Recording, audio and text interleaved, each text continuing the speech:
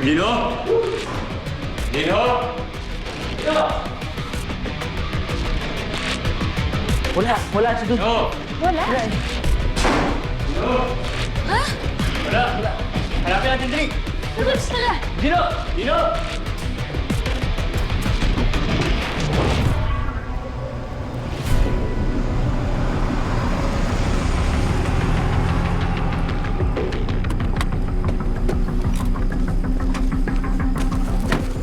Di ba may bantay dito? Sila Gonzalo ang nakapwesto dito eh. Wala na rin yung motor niya.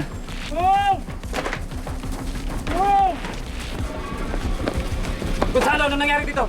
Sir, natakasan ako ng Koreano. Kinuha pati yung baril ko.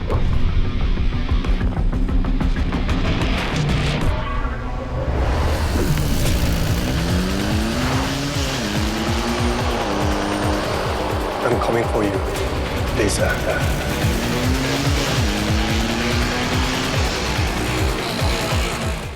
Salamat po. I'm sure pupuntahan niya si Liza. Tara na. Ang sabi sa akin ni Major Delgado nung nakausap ko siya, ihatid ko na kayo sa mga bahay niyo. Peter, doon ka na muna kay na Major. Eh, paano yun? Hindi natin alam kung ano na mangyayari kay Jinho. Let's just hope he's okay. Saan mo kaya pumunta yun? Tumakas na naman kaya si Opa? Sa tingin ko hindi. Tingin ko hinahanap niya si Lisa. Sige na. Sumakay na kayo. Baka maabutan pa natin si Gino sa daan. Let's go, let's go.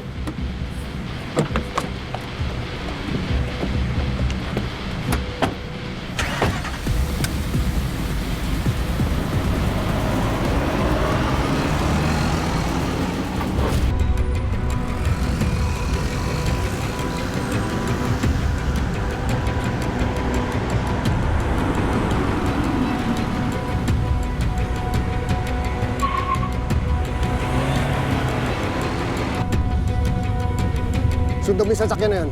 Yes, sir.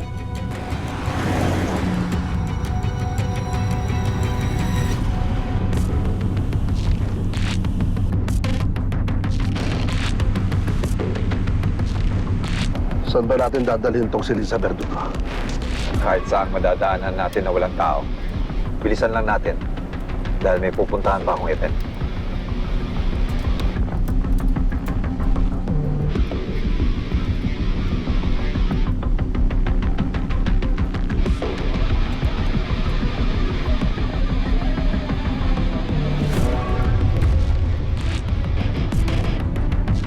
Ano ba yung lugar na sinasabi ni Gino? It could be anywhere. Ang laki ng area na to. Baka naman makita natin siya dito. Baka nga makasalubong pa natin siya eh. May sinusundan kami ngayon subject. Possible target. Si tatay yun ah. Maganda kayo. Harangin natin. Sino sinusundan nila? Sino kaya?